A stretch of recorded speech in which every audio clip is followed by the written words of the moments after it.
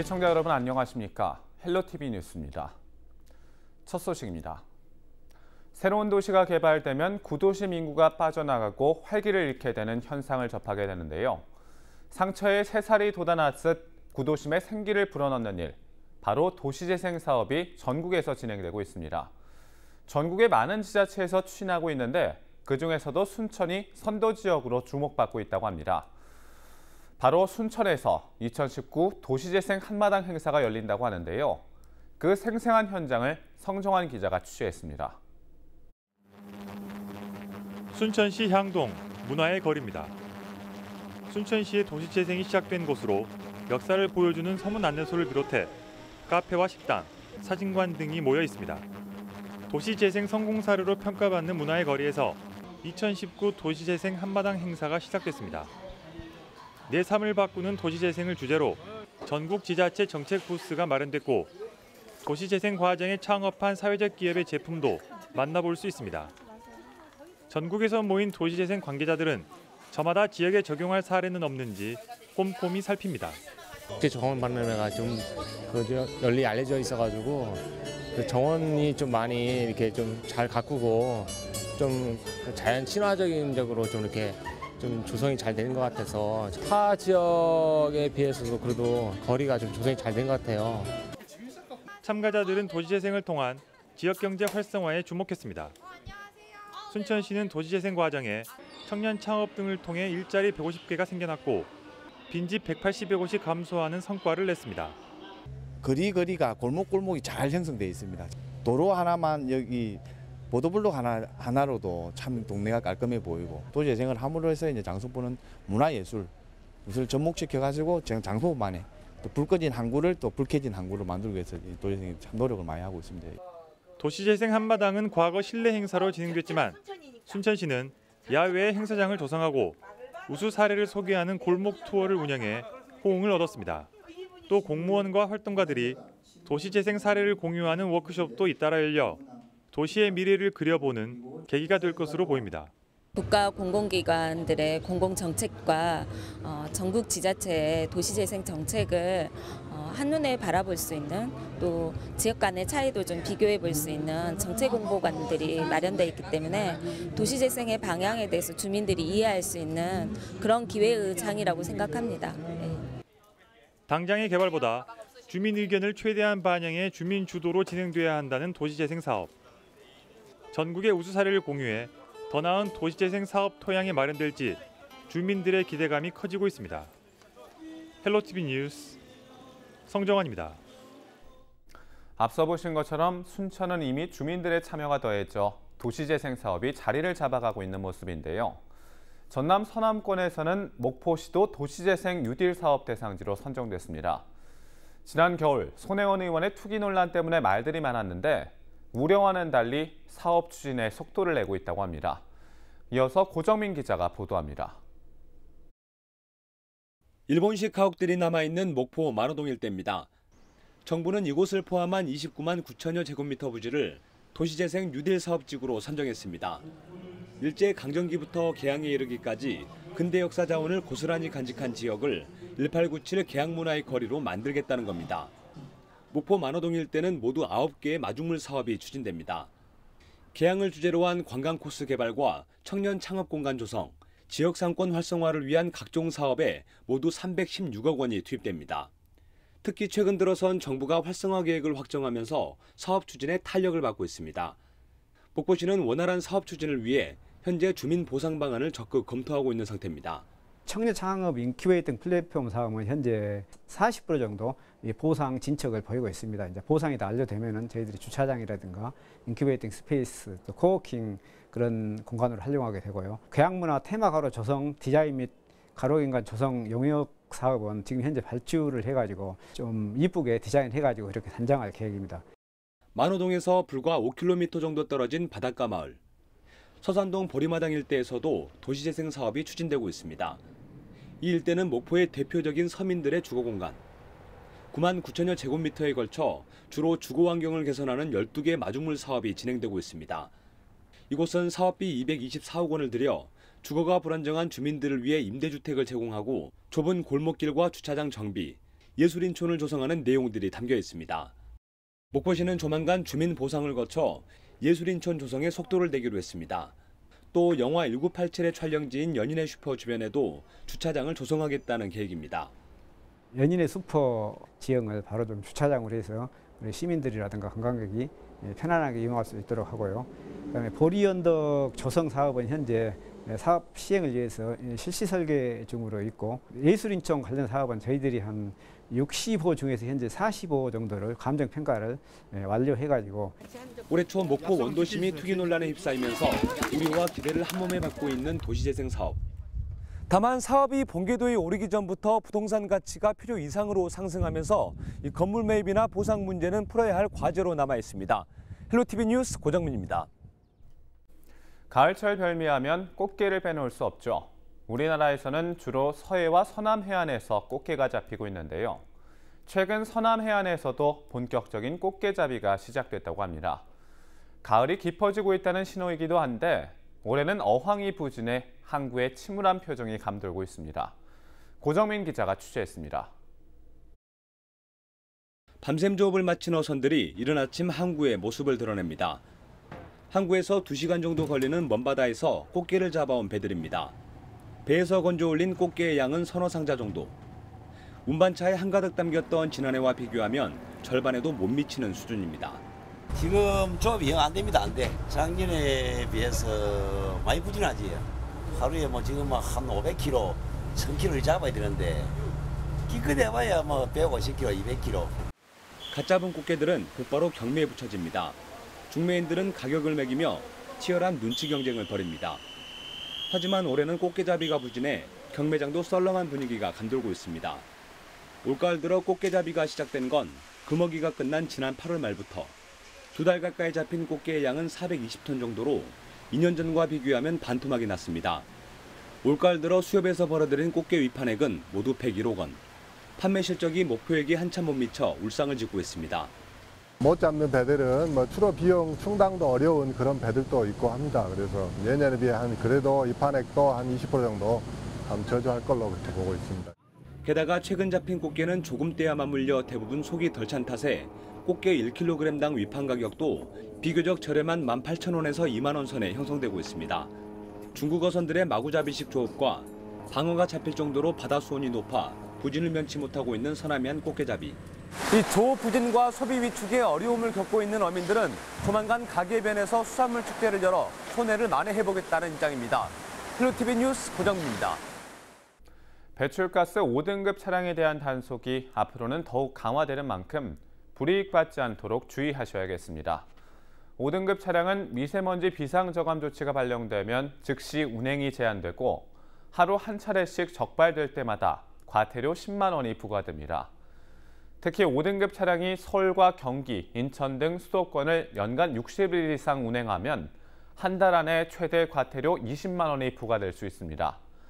다만 서울은 저공해 조치 신청을 한 경우 내년 6월 30일까지는 과태료 부과를 유예하기로 했습니다. 저공해 조치 신청 희망자는 이달 말까지 각 지자체에 신청서를 제출하면 됩니다. 이번에는 좀 안타까운 이야기를 전해드려야 할 것 같습니다. 최근 완도군이 국립수목원 유치에 성공했다는 일부 보도로 지역에서는 반기는 분위기였는데요. 그런데 최종 유치는 아닌 것으로 확인됐습니다. 기대가 컸던 만큼 실망도 클 수밖에 없는데요. 내년에 최종 후보지가 선정될 예정인 만큼 유치에 성공하기 위해 차별화된 전략도 필요해 보입니다. 보도에 박종호 기자입니다. 완도군과 거제시가 국립난대수목원 유치 대상지 적격 평가를 받았습니다. 완도수목원은 이번 평가에서 평균 70점 이상을 받았습니다.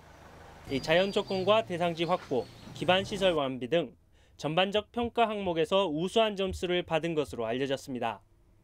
국립난대수목원 조성으로 인해 연간 방문객 85만 명과 8천억 원이 넘는 생산 유발 효과 등이 기대되고 있습니다. 지역에서는 이번 결과에 대해 긍정적인 반응을 보이고 있습니다. 확정되기까지 우리 의회에서 9분 전 의원이 전부 또 우리 서명이 동참됐고 우리 또 부산까지 계셔서 국민들 하나가 돼서 이렇게 선정되게끔 일과성을 전체 다한 것 같아요. 국민 전체가. 이번 선정을 해서 이제 안도 수목원이 이제 우리 안도뿐만 아니라 전국 또 전 세계인들이 찾는 아주 좋은 이제 관광지가 될 것으로 기대하고 있습니다. 국립난대수목원은 최대 2천억 원의 사업비가 투자되는 만큼 지자체가 유치를 두고 경합이 치열한 상황. 산림청이 최근 통보한 현장평가 적격 결과를 두고 최종 유치에 성공했다는 보도가 이어졌지만 1차 합격 정도인 것으로 확인됐습니다. 산림청은 내년에 예비 타당성 조사 등을 통해 최종 후보지를 결정할 계획이라고 강조했습니다. 이제 공문이 나갈 때도요. 2017, 18일 현장 평가한 거는 산림청 기준에 따라서 대상지가 적정한지 적격성을 평가한 거고 그래서 광고로 나갔고 이에 따라 산림청에서 2020년에 그 기본구상 및 그 타당성 용역을 통해서 대상지를 최종 확정할 계획입니다. 그렇게 나갔거든요. 공문은. 결국 완도군과 거제시가 다시 한번 난대수목원 유치를 놓고 경합을 벌여야 하는 상황. 완도군이 국립난대수목원 유치에 최종 선정될 수 있을지 관심이 모아지고 있습니다. 헬로티비 뉴스 박종호입니다.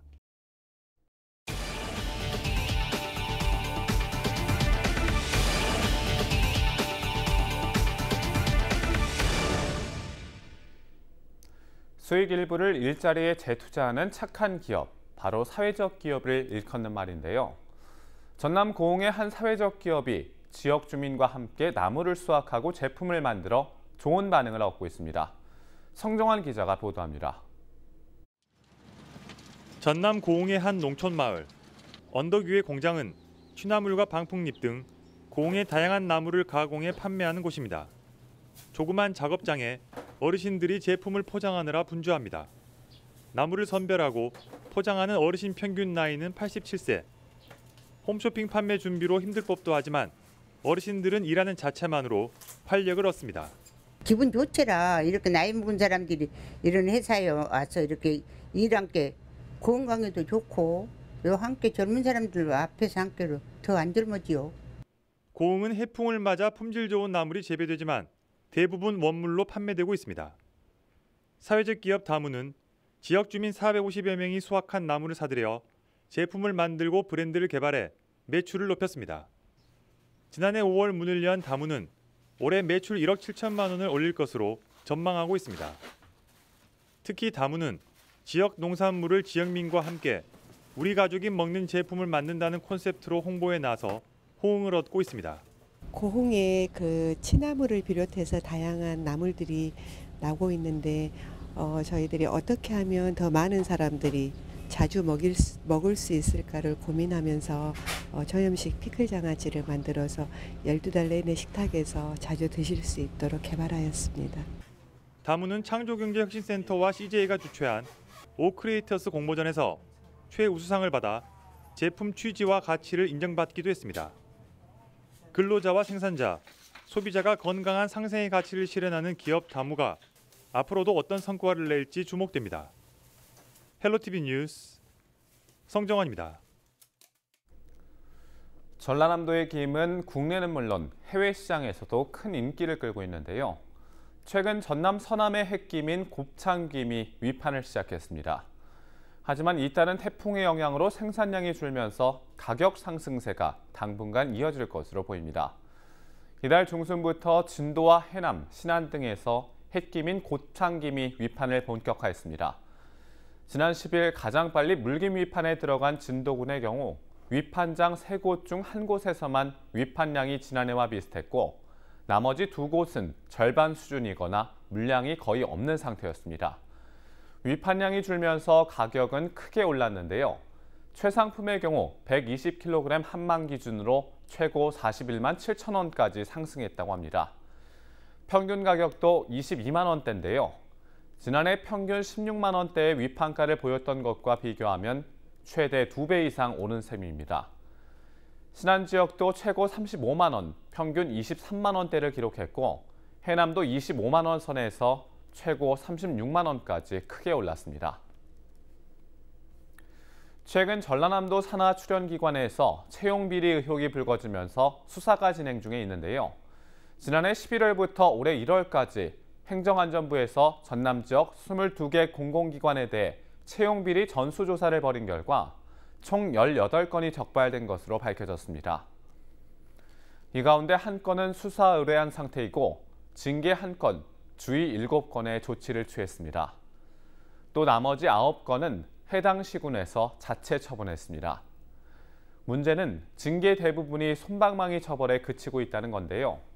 적발 사항 중 중징계 이상은 없었으며 견책의 경징계 1건과 주의, 훈계 등이 전부였습니다. 올해 가을은 연이은 태풍으로 유난히 농작물 피해가 컸죠. 전남에서는 논이 물에 잠기거나 배 낙과 피해도 속출했는데 가을 배추도 전국에서 가장 피해가 크다는 결과가 나왔습니다. 한국농촌경제연구원이 조사한 올가을 태풍 피해 면적을 보면 전국에서 가을 배추는 937헥타르 면적에서 피해를 입은 것으로 나타났습니다. 이 가운데 전남은 674헥타르로 피해 면적이 가장 컸습니다. 전문가들은 김장철이 다가오고 있는 만큼 배추값이 상승할 것으로 내다봤습니다. 아이의 유치원 입학을 위해 직접 방문해서 접수해야 했던 불편이 줄어들 것으로 보입니다. 전라남도 교육청이 다음 달 1일부터 2020학년도 유치원 원화 모집을 위한 입학관리 시스템을 운영합니다. 공립과 사립 구분 없이 적용되는 처음 학교로는 지역 505개 유치원 전체가 참여하며 온라인을 통해 원서 접수와 선발, 등록 등을 할 수 있습니다. 11월 1일부터 학부모 회원가입과 자녀 등록이 가능하며 신입생은 3개 유치원, 재학생은 2개 유치원까지 접수해 희망하는 유치원에 지원이 가능합니다. 프랑스의 유력 일간지인 르몽드가 전남 청정바다에서 생산되는 해조류의 우수성을 보도하면서 유럽 시장 진출에 청신호가 커졌습니다. 르몽드는 지난 9월 7일자 지구를 위한 해조류를 요리하는 한국이라는 제목의 기사에서 한국 해조류를 상세히 전했습니다. 레미 바루 기자와 줄리앙 골슈타인 기자는 지난 7월 해남과 완도, 신안 등 전남 지역 청정바다를 찾아 생생한 해조류 양식 현장을 둘러봤다고 하는데요. 김과 다시마 양식 시설은 물론 생산 과정을 사진에 담았다고 합니다. 또 직접 전남 지역 김 가공 공장에서 생산하는 다양한 김 제품도 맛보고 갔습니다. 이들의 취재는 여기서 그치지 않고 해남 소재 국립수산과학원 해조류연구센터를 방문해 지구온난화에 대비한 해조류 품종 연구 개발 과정과 성과도 함께 취재했다고 합니다. 당시 김영록 전라남도지사는 이들과의 인터뷰를 통해 어릴 적 김을 직접 수확하고 김 부각을 만들어 먹던 경험은 물론 전국 생산의 75%를 차지하는 전남산 김 성분의 우수성과 위상도 소개했다고 합니다. 전라남도는 이를 토대로 연간 200만 톤 이상 생산되는 해조류의 우수성을 해외에 적극 홍보할 계획인데요. 특히 프랑스 등 유럽 시장을 겨냥해 수산물 가공 유통 시설을 구축해 고품질 해조류 등을 수출하기로 했습니다. 호수나 하천 등 육지 내에 있는 물가에서 어업 행위를 하는 것을 내수면 어업이라고 하는데요. 자원량의 변동에 영향을 미칠 정도로 많이 잡는 남획행위가 늘고 환경오염과 외래 어종 유입으로 국내 어종 자원량이 줄어들고 있습니다. 전라남도 해양수산과학원은 내수면 생태계 보전과 수산 자원을 늘리기 위해 지난 6월부터 이달까지 13개 시군 49개의 강과 하천에 어린 담수 어종 121만 마리를 방류했다고 전했습니다. 특히 올해는 시군별로 어업인이 바라는 품종과 방류 시기, 방류 수면 등을 사전에 조사한 후 지역 서식 환경에 적합한 8개 어종을 선정했는데요. 지난 6월 건강한 어린 은어 25만 마리를 시작으로 10월까지 단계적으로 메기와 쏘가리, 뱀장어, 동자개와 자라, 붕어, 잉어를 방류했습니다. 이번 방류를 통해 지역 어업인들에게는 도움이 될 것으로 예상하고 있습니다. 그러나 이제는 생태계 보존과 수산자원 확보를 위해서라도 무분별한 남획 행위를 줄이고 환경 보호는 물론 국내 어종 등 수산자원 보호에 적극 나서야 할 때인 것 같습니다. 여수시와 의회가 갈등을 빚었던 사업이었죠. 여수시의회가 고심 끝에 해양기상과학관 건립 예산을 통과시켰습니다. 여수시의회는 그동안 부지를 매입하는데 시 예산을 투입할 수 없다는 입장이었는데요. 때문에 국립해양기상과학관 유치가 무산 위기에 처하면서 예산안을 의결할 것으로 보입니다. 여수시의회는 지난 21일 주승용 국회부의장과 문성혁 해수부 장관 등을 만나 국립해양기상과학관 부지 문제를 논의했습니다. 이 자리에서 해수부는 여수시가 부지를 제공하지 않으면 사업이 무산되거나 다른 지자체로 넘어갈 수 있다는 의견을 전달한 것으로 알려졌습니다. 이에 따라 여수시의회는 본회의를 열고 부지 매입을 위한 공유재산 관리 계획을 통과시켰습니다. 군비 부담 등으로 운영에 대해 논란이 있었던 영암군 민속씨름단이 또 한 번 기록을 배출했습니다. 영암군 민속씨름단은 최근 경남 창녕군에서 열린 씨름대회에서 금강장사와 한라장사에 등극한 것으로 알려졌습니다. 민속씨름단은 최근 열린 전국체전에서 2체급 금메달을 획득하는 등 지난 2017년 창단 이후 민속대회 10회와 민속리그 7회 등 모두 17번에 걸쳐 장사에 등극했습니다. 영암군 민속씨름단은 올해까지 운영하고 실적을 검토한 뒤 연장 여부를 결정하기로 했지만 운영조례 일부 개정안이 의회를 통과하면서 계속 유지되는 것으로 확정됐습니다. 목포에 있는 수산물 관련 시설에 새로운 이름이 생겼습니다. 서남권 수산물유통센터는 목포 건어물 젓갈센터로 북항 해양수산복합센터는 목포 화로의 플라제로 각각 변경됐는데요. 다만 목포 수산식품지원센터는 수산식품 수출단지와 연계성을 이유로 명칭이 바뀌지 않았습니다. 수산물 관련 시설의 새로운 명칭은 목포시가 9월부터 한 달 동안 공모 절차를 거쳐 선정했습니다. 여수시의회 본회의에서 여수시가 수산물 특화 시장 갈등에 손을 놓고 있다는 주장이 나왔는데요. 여수시는 10년 이상 지속된 분쟁을 해결하기 위해 조정에 최선을 다하고 있다며 정면 반박하고 나섰습니다. 여수시는 분쟁조정시민위원회를 구성해 9차례 회의 끝에 권고안을 도출했다고 밝혔습니다. 하지만 상인회가 이 분쟁조정 권고안을 거부했고 아케이드 입점과 임시점포 개설을 요구하면서 중재와 협의가 멈춰있는 상황이라고 설명했습니다. 여수시는 상인회가 분쟁조정시민위원회의 권고안을 수용하면 영업을 재개할 수 있도록 돕겠다고 강조했습니다. 우리 지역의 이슈 콕 짚어봅니다. 헬로 이슈 토크. 지역의 현안을 시시각각 다뤄보는 헬로 이슈 토크 시간입니다. 전남 지역의 많은 학교들이 재난과 안전으로부터 위협을 받고 있어 즉각적인 조치가 필요한 상황입니다. 전남 학교 절반 이상이 도로와 보행로가 구분되지 않고 50년 이상 된 학교 노후 건물은 전국 최다를 차지하는 등 학생들의 안전에 비상이 걸렸습니다. 이와 관련된 이야기 지금 시작하겠습니다.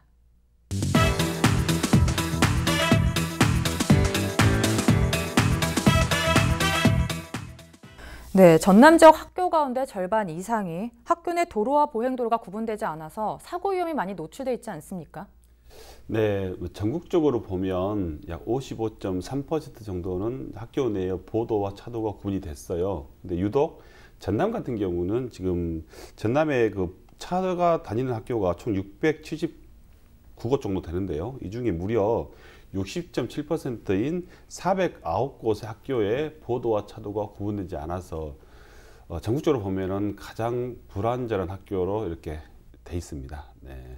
네, 또 추가적으로 해주실 말씀이 있으실 것 같은데요. 그러니까 학교 안에 이제 차도와 인도가 구분이 안 돼서 좀 사고의 위험성이 있는데요. 최근 충북에서 한번 좀 사고가 나가지고 보행자가 크게 다치는 사고도 발생했고, 전국에 있는 초중고 중에 한 약 30% 정도가 차도와 인도가 분리되어 있지 않다고 합니다. 하지만 또 충북과 제주 같은 경우는 50%가 안 돼 있고, 저희 의원님께서 방금 말씀하셨듯이 저희 전남은 60.7% 정도가 분리가 안 돼 있는데, 특히 문제인 게 이제 초등학교, 중학교 같은 경우, 유치원이나 초등학교 같은 경우는 보행자들이 상당히 사고의 위험성이 좀 있거든요. 그런데 이제 분리가 안 됐다는데 사고 위험성이 있고, 그래서 전라남도에서도 우선적으로 유치원, 초등학교부터 좀 분리한다는 계획을 가지고 있는 것으로 알고 있습니다. 네, 이처럼 도로와 보행도로가 구분되지 않은 지역이 전남이 최다라고 하는데요. 지난해 가이드라인도 내려온 걸로 아는데 잘 시행되지 않는 이유는 뭐라고 보십니까? 네, 교육부에서 이제 가이드라인을 주어가지고 2022년까지 보도하고 차도를 좀 구분을 해라, 이렇게 가이드라인을 줬는데, 사실상 예산은 지금 각 시도 교육청에서 알아서 해라라는 입장인 것 같습니다. 그래서 중앙정부에서 예산 지원도 해줘야 이 부분의 계획을 가지고 예산을 집행하면서 실시가 될 수 있을 것인데, 예산 부담은 각 그 시도 교육청에 떠넘기고 있는 실정이라서 이 부분이 아직 시행이 좀 어려움이 있는 것 같습니다. 네, 이처럼 지난해 이제 가이드라인이 내려왔음에도 불구하고 잘 시행되지 않는 이유는 뭐라고 보십니까? 초중고 중에서도 유독 초등학교가 더 분리가 안 돼 있어요. 우리 전남에 보면은 342곳의 초등학교 중에서 무려 202곳의 학교가 지금 미분리 돼 있는 상태입니다. 좀 시급한데요. 그래서 시급한 첫 번째 이유는 지금 이제 우리 김 변호사님도 말씀하셨지만, 모든 행정은 뒤에 예산이 뒷받침이 돼야만이 그게 실행에 옮길 수가 있습니다. 그런데 그 예산이 지금 교육부에서 내려오지 않고 가이드라인만 나왔어요.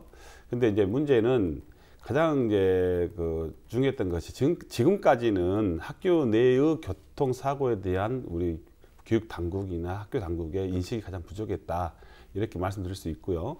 그 다음에 우리 이제 도교육위원회에서도, 의회에서도 이런 잘못된 부분들을 진즉 지적을 했어야 되는데, 사실 이번 올해 국감에서 이 문제가 지적이 됐어요. 이 이후에 지금 저희 교육위원회에서도 저도 마찬가지로 관심을 갖게 되었고, 그다음에 이제 우리 전남은 약간 또 특수성이 있습니다. 왜냐하면 전남의 학교 중에 많은 학교들이 농어촌 또 소규모 학교입니다. 그러면 이제 작은 학교 같은 경우는 과거에는 차가 학교를 거의 들어가지 않았고, 들어가더라도 한두 대 정도 들어갔어요. 이렇게 작은 학교다 보니까 굳이 보도와 인도를 구별해야 되는가, 이런 문제점이 없었어요. 그런데 이제 최근에는 이제 도시권 학교도 많이 들어섰고, 또 이제 우리 지역은 아니지만 학교 내에 교통사고도 있었기 때문에 우리 교육 당국에서도 이거에 대한 인식을 지금 하고 있고요. 이제 제가 집행부에 요구했더니 10월경에 이제 우리 전남에 있는 학교 전수조사를 실시하기로 했습니다. 하고 나서 시급한 학교, 특히 유초등 중심으로 먼저 하고, 또 시급한 학교부터 이렇게 공사를 진행할 겁니다. 네. 네, 이제 두 분 다 예산이 문제라고 지적해 주시고, 또 이제 전남이라는 지리적 환경의 문제가 되는데요. 아무래도 등하굣길 안전 문제도 주의가 필요한 상황인데요. 이런 상황에서도 잘 이렇게 대책이 마련되지 않는 이유는 뭐라고 보십니까? 예, 이제 먼저 우리 이 부분에 대한 문제점은 이제 인식을 다 했어요. 그러면 장기적인 방안과 단기적인 방안이 있을 것 같습니다. 장기적인 방안은 당연히 예산을 뒷받침해서 보도와 차도를 구별해야 되는데, 그게 단기간에 모든 학교를 할 수가 없어요. 그래서 우선 이제 당장은 지금도 초등학교 같은 걸 잘 하고 있지만, 학교에 나가보면, 아침에 등굣길에 나가보면은 일단 학부모회가 굉장히 고생이 많으십니다. 우리 어머님들이 직접 나가셔서 횡단보도마다 깃발을 들고 교통안전지도를 하고 있어요. 녹색 어머니. 예, 그렇습니다. 녹색 어머니 등을 포함해서.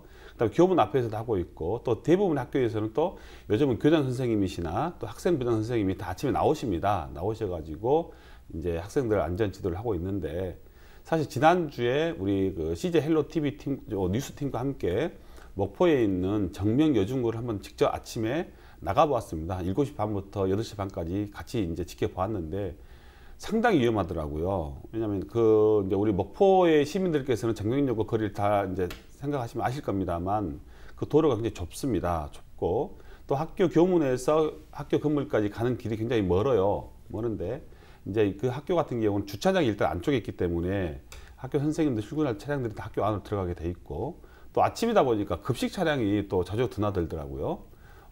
또 이제 많은 학부모님들께서 아침에 우리 고등학생들, 중학생들 힘들잖아요. 그래서 학교 교문 앞에까지 이렇게 데려다 줍니다. 이 차량이 혼잡하기 때문에. 가봤더니 이제 우리가 미리 예고도 않고 갔습니다.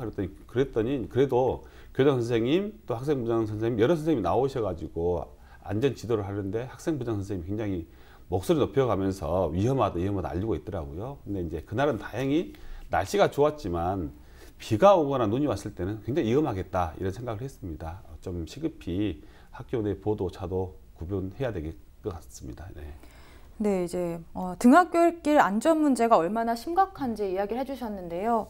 네, 또한 지은 지 50년 된 학교가 전남이 전국에서 최다라는 불명예를 안았습니다. 지금 이 상황에 대해서는 어떻게 보십니까? 예, 이번에 이제 교육부에서 재난 위험 시설 평가를 했었는데 전국에서 약 30곳 건물이 안전이 우려가 있는 D등급이나 E등급을 받았습니다. 그 중에서도 저희 전남과 충남이 6곳으로 가장 많았고요. 그다음에 경남, 부산, 세종, 울산 뭐 이렇게 나왔었는데 아무래도 전남의 경우에는 이제 보니까 완도라든가 신안, 장흥에 있는 학교 건물들이 이렇게 안전에 우려가 있다라고 평가가 됐는데 좀 소규모 학교이고 또 오래된 학교이다 보니까 좀 건축 연수가 오래되다 보니까 좀 노후화돼서 이런 상황이 발생한 것 같습니다.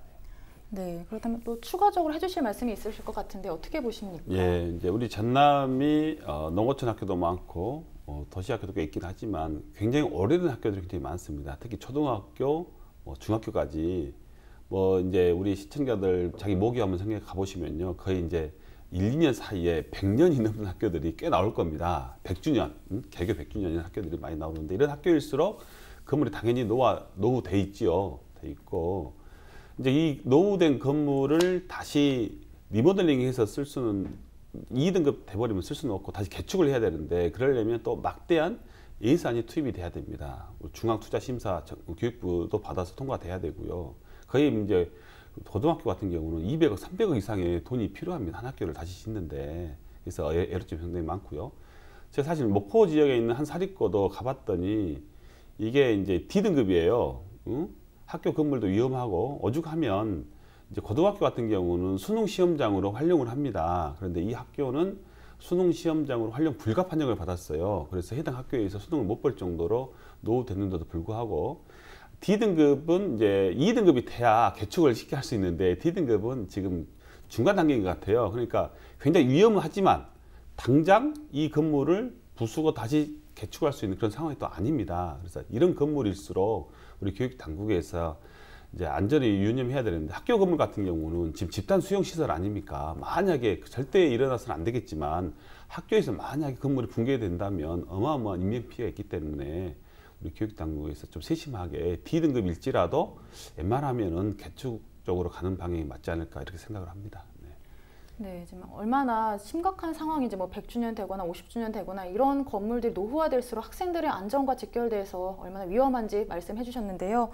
네, 지난 도정질의 때 나왔던 소방안전 문제도 빼놓을 수 없습니다. 학교 내 도로폭이 좁아서 소방차 진입이 불가하거나 또 스프링클러도 미설치된 곳이 많지 않습니까? 네, 맞습니다. 이제 지난 도정 질문하기 위해서 제가 이제 학교를 조사해서 자료 받아봤는데 안타깝게도 전남의 16곳의 학교가 그 화재가 발생했을 때 물론 소형 소방차는 들어갈 수 있지만 이제 요즘 학교 건물도 4층, 5층 되는 학교도 있어요. 그런데 대형 펌프차 이게 들어갈 수 없는 학교가 16곳이 지금 발견이 됐습니다. 그래서 우리 이제 전남의 소방본부장을 이제 발언 때 모시고 이에 대한 대책을 요구했고 소방본부장도 이거의 문제점을 인식하고요. 이제 학교 이제 안 같은 경우는 우리 교육당국에서 이렇게 도로폭을 넓히면 되지만 학교 밖 도로는 이제 지자체에서 해야 됩니다. 그래서 지자체와 교육당국과 이제 협력해서 곧 개선하겠다 이렇게 말을 했고요. 그다음에 스프링클러 부분도 이 문제도 사실은요. 이제 지난해 행정감사 때 저희 교육위원회에서 지적을 했던 사항입니다. 그런데 스프링클러 같은 경우가 전국의 설치율에 비해서 전남이 전국 평균이 21.6%인데 12.6%로 또 가장 낮아요. 왜 이런지 모르겠습니다. 전남의 학교 안전 지표가 다 낮습니다. 거의 꼴찌 수준인데 특히 이제 그 특수학교 같은 경우는 우리 장애 학생들이 다니는 학교 아닙니까? 그럼 무엇보다도 물론 일반 학교의 안전도 굉장히 중요하지만 특수학교는 더 중요하다고 저는 봅니다. 그래서 작년에 우리 교육위원회 김경자 의원이 집중 질의를 했어요. 전남에 있는 특수학교 8곳이 있는데 이 중에 스프링클러가 설치된 곳이 한 곳도 없다 이렇게 지적을 했고 또 집행부는 이제 보완하겠다고 했는데 올 행정감사가 곧 10월달에 있기 때문에 이 부분도 점검해서 마찬가지입니다. 스프링클러도 아마 많은 예산이 들어갈 겁니다. 이제 일시에 다 할 수 없지만 위험한 학교, 특수학교 중심으로 먼저 시작해서 조만간에 전국 평균 이상으로 높이도록 한번 노력하겠습니다. 지자체와 소방당국이 열심히 노력하고 있고 학생들의 안전을 최우선으로 협의를 해야 한다고 말씀해 주셨는데요. 그렇다면 이제 스프링클러 같은 경우에는 빠른 시일 내에 배치가 되면 좋을 것 같은데 언제쯤 설치가 완료될까요? 네, 이제 스프링클러 같은 경우도 사실은 이제 천장 쪽을 통해서 해야 되는 좀 큰 공사 중에 하나입니다. 그렇기 때문에 지금 이 시점에서 언제쯤 하겠다라고 확답은 아마 집행부도 못 할 겁니다. 저희 이제 의회에서는 강하게 이제 요구를 하지만 현실적인 문제가 있기 때문에 그럼에도 우리 전남에 있는 이제 특수학교 8곳이 있는데 이곳이 지금 한 군데도 안 돼 있어요. 네, 이 부분은 지난 행정감사 때 우리 교육위원회 김경재 의원도 강하게 질책을 했고 그에 따른 보완을 하겠다고 집행부에 약속을 했기 때문에 이제 한 번에 다 하면 좋겠지만 이제 특수학교 아니면 유치원, 초등학교 먼저 좀 더 위험할 수 있는 대상이 있는 그 학교 중심으로 해서 이제 저희들이 강하게 요구하겠지만 안타깝지만은 이제 예산이라는 것이 한정돼 있고 또 쓸 곳은 많아서 좀 그렇습니다만 아무튼 최선을 다해서 조속히 모든 특수학교를 포함해서 학교에 스프링클러가 설치되도록 노력하겠다는 약속을 드립니다. 스프링클러에 대해서 하실 말씀이 있으실 것 같은데 추가적으로 말씀해 주시죠. 화재 소식을 보면 스프링클러가 초기에 화재 진압에 큰 효과를 발휘하는 것으로 되어 있습니다. 그러니까 빨리 좀 설치가 돼야 될 것 같고 이혁재 의원님께서 말씀하신 그 특수학교 전국 설치 비율을 보면 40%인데 전남에는 아직 한 곳도 설치가 안 됐다는 게 큰 문제라고 보여집니다. 특히 이 재난에 취약한 지점이기 때문에 시급하게 설치가 돼야 될 것 같고 그리고 이제 또 시급하게 설치가 안 되는 이유를 보면 사실은 지금 이 관련 법들이 학교나 어린이집에 이 스프링클러를 설치하도록 규정하는 법안들이 지금 국회에 계류 중인데 사실 이번 국정감사 이런 것도 보셨지만 정치인들이 본인들 뭐 정쟁만 하느라고 이런 민생과 관련된 법안들을 빨리 처리를 안 하고 있습니다. 이런 게 법안이 빨리 좀 처리가 돼야 이분도 시행이 좀 더 앞당겨지지 않을까 싶습니다. 네, 이제 성면 제거 문제에 대해서도 이야기를 나눠봐야 할 것 같은데요. 1급 발암물질인 성면 제거가 전국 최하위가 전남이라고 합니다. 이처럼 학생 안전과 직결되어 있는데 잘 이루어지지 않는 이유는 뭐라고 보십니까? 예, 이게 성면 제거율은 지금 이제 제거 속도가 좀 느린 편인데 교육부에서 처음에 이제 당국 애초에 2027년까지 전국의 성면을 다 제거하겠다 이런 계획을 잡고 시행을 했었는데요. 사실은 이렇게 연도를 바로 정해서 그때까지 뭐 숫자적으로 빨리 밀어붙이기보다는 제 개인적인 의견으로는 이거는 속도보다는 빨리보다는 좀 안전하게 성면 제거 사업이 진행돼야 되지 않느냐 이렇게 생각을 하고 있습니다. 이게 성면 제거 사업을 이제 하려면은 뭐 방학 중에 여름방학이나 겨울방학을 이용해서 공사를 해야 되는데 시기적인 문제점도 있고 또 이 공사를 잘 할 수 있는 업체가 그렇게 많느냐 이런 문제점도 있다고 합니다. 그래서 그 정해진 그 시기에 정해진 어떤 이거 제거율을 높이려고 급속도로 하게 되다 보면은 부실 공사 우려가 있고 다시 또 공사해야 될 우려가 있는 것 같습니다. 실제로 지금 이 현장에서 성면 제거를 하는데 현장 감독하는 분들이 별로 없다고 해요. 공사 중에 뭐 현장 감독이 있는 사람이 그 공사하는 곳이 뭐 5%밖에 안 된다. 그리고 또 공사를 해봤더니 성면이 또 비산이 되고 다른 위험이 있어가지고 공사를 중단하거나 원상 회복하는 사례가 발생하고 있다고 합니다. 그래서 제 개인적인 생각은 이거 제거 속도보다는 어떻게 좀 안전하게 제거하는데 좀 더 귀를 기울여야 되지 않느냐 그렇게 생각을 하고 있습니다. 네, 제거 속도보다는 이제 안전하게 성면 제거가 실시되고 시행돼야 된다고 말씀해 주셨는데요. 네, 이제 성면 제거가 전남이 전국 최하위 수준을 기록했습니다. 이처럼 잘 성면 제거가 이루어지지 않는 이유는 뭐라고 보십니까?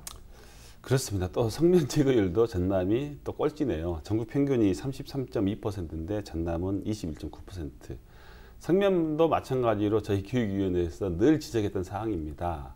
그리고 관련 예산도 확보했고요. 그런데 성면 제거는 단순히 교실 위에 있는 천장만 뜯어낸 게 아니라 보면 교실 위에 천장에 그 에어컨이나 다 설치되어 있지 않습니까? 그러니까 냉난방기를 동시에 이제 제거하고 설치하는 그런 큰 공사입니다. 그런데 이제 큰 공사인데도 불구하고 공사를 할 수 있는 기간이 오로지 여름방학, 겨울방학 이때밖에 없어요. 그러니까 속도를 내고 싶어도 예산을 확보해서 속도를 내고 싶어도 기간이 한정되기 때문에 하지 못하는 솔직히 그런 이제 문제점도 있습니다. 그리고 이제 그 공사할 때 위험성 그러니까 공사할 때 절대 그 성면 먼지가 밖으로 유출되지 않도록 다 밀봉을 하고 공사를 해야 됩니다. 그러니까 정말로 그 공사를 하는 업체의 수준도 있어야 되는데 그런 업체가 그렇게 많은 것도 솔직히 아닙니다. 아무튼 성면제거도 마찬가지로 학생들의 안전과 직결된 문제이기 때문에 우리 위원회에서도 계속 관심을 갖고 지속적으로 좀 속도를 낼 수 있도록, 물론 속도를 내면서 변호사님이 지적했던 그런 안전성까지 담보할 수 있는 그런 쪽으로 나가겠다는 말씀을 드리겠습니다. 네, 이제 속도도 중요하긴 하지만 안전성에 가장 크게 중점을 두고 시행을 해야 될 것 같은데요. 네, 지금 말씀 저희가 나눈 것처럼 학생 안전과 직결된 것마다 전국 최하위를 기록하고 있습니다. 이렇게 학생 안전이 가장 중요한데도 이제 기본적인 것도 제대로 시행되지 못하는 이유는 뭐라고 보십니까? 좀 안타깝습니다. 그런데 지금 이제 현 장서궁 교육감의 어떤 주민 만족도는 계속해서 전국 1위를 나타내고 있어요.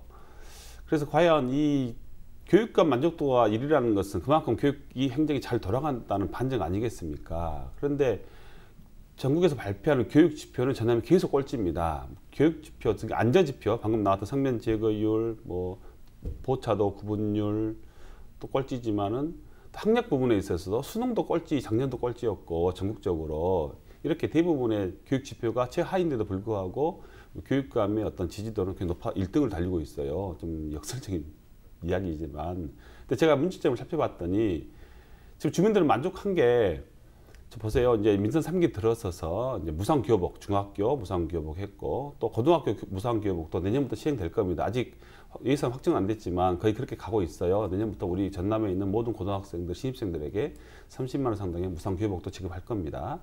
또 고등학교 신입생 무상교과서 10만 원씩 지급을 해왔습니다. 또 전국 최초로 우리 전남만 고등학교의 1, 2, 3학년 전부 무상교육 등록금을 대주고 있습니다. 전남만. 그러니까 이런 정책들이 복지 우선으로 지금 가고 있는 것 같아요. 물론 복지도 굉장히 중요합니다. 왜냐하면 전남의 환경이 열악하기 때문에. 그런데 너무 우리 교육 복지 쪽으로 집중한 거 아닌가. 이제는 현장의 변화를, 학교의 변화를 정말 이끌어내려면 아까 말씀드렸지만 복지도 중요하지만 복지보다 더 중요한 것은 학생들의 안전이지 않습니까? 안전이고 또 학교의 가장 근본적인 또 목적은 그렇게 봐요. 학부모들이 원하는 것은 물론 복지 해주는 것도 좋지만 자녀들의 학력을 높여서 더 나은 상급 학교 아니면 자기가 원하는 직업을 가질 수 있는 그런 대학에 진학하는 것을 학부모들은 일로 원한다고 좀 봅니다. 그래서 좀 균형이 있는 그런 교육 행정을 통해야지 이런 이제 어떤 한쪽으로 기울어지는 쪽이 줄어들지 않을까 이렇게 기대를 해봅니다. 학생들이 쾌적하고 또 좋은 환경에서 공부할 수 있도록 많은 사람들의 노력이 필요할 것 같습니다.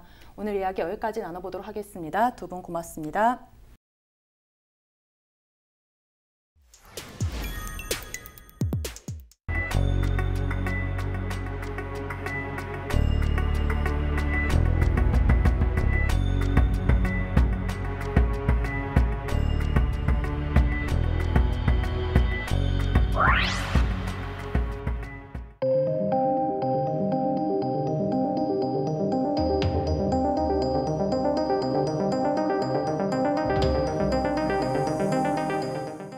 막막하죠.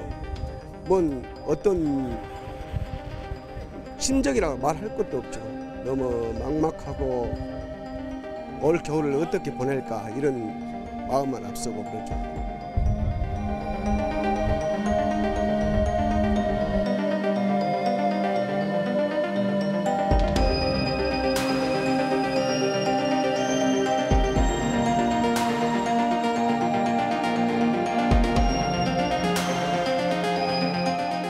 올가을 출하를 앞둔 배추입니다. 하지만 세 번의 태풍으로 인해 상품성을 잃어 판매조차 되지 않고 있습니다.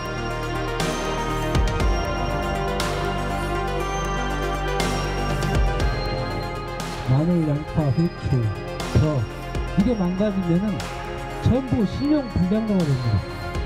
재난안전이 선포돼가지고 금리 지원이라든가 상황비 이외라든가 이런 조치가 있지 않으면은 내년 또 농사는 전부 다 포기해야 될 그런 지역이 예입니다.